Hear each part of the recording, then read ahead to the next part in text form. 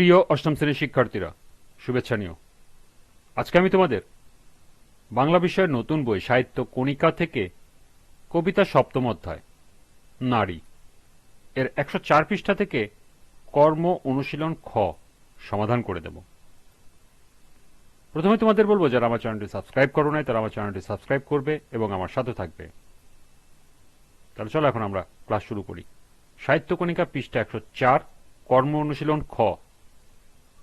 নারী পুরুষের মধ্যে ভেদাভেদের স্বরূপ চিহ্নিত করার জন্য তোমার সহপাঠীদের মধ্যে একটি গবেষণা চালাতে পারো। এজন্য শিক্ষকের সহযোগিতায় প্রথমে প্রশ্নমালা তৈরি করতে হবে। যেমন 1. সংসারের সবচেয়ে গুরুত্বপূর্ণ কে? উত্তর হতে পারে নারী, পুরুষ অথবা উভয়। তো চলো এখন আমরা এর সমাধান দেখে নিই।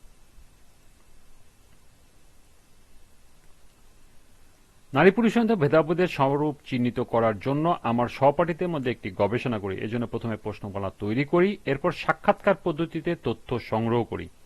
প্রাপ্ত তথ্য যাচাই বাছাই শেষে নারী পুরুষের মধ্যে ভেদাভেদের স্বরূপ চিহ্নিত করে নিম্নে উপস্থাপন করা হলো। 1. সামাজিক ভেদাভেদ। সমাজে এখনও নারীকে প্রধান গৃহস্থলী কাজের জন্য উপযুক্ত এবং পুরুষকে উপার্জনকারী রূপে দেখা হয়। শিশুকাল থেকে মেয়ে এবং ছেলেকে আলাদা করে লালন পালন করা হয়।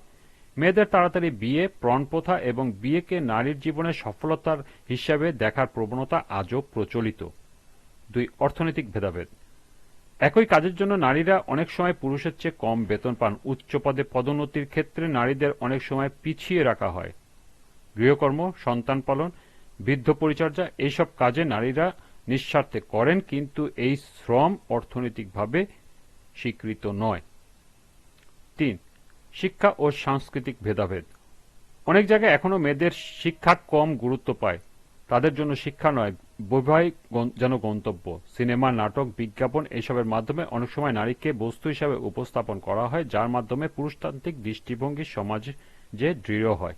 4. আইনি ও নৈতিকতার ভেদাভেদ।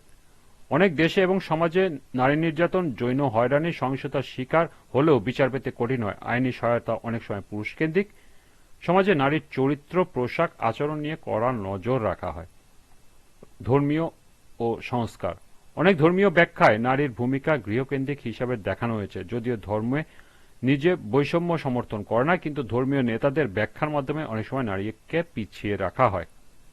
উপসংহার: নারী পুরুষের এই ভেদাভেদ কোনো প্রাকৃতিক নিয়ম নয়, এটি একটি দীর্ঘদিনের গড়ে ওঠা সামাজিক নির্মাণ। বাস্তবে নারী ও পুরুষ উভয়ই সমানভাবে চিন্তা, সৃষ্টি ও নেতৃত্বে সক্ষম। নারী পুরুষের এই ভেদাভেদ দূরীকরণে সকলের সম্মিলিত প্রচেষ্টা প্রয়োজন।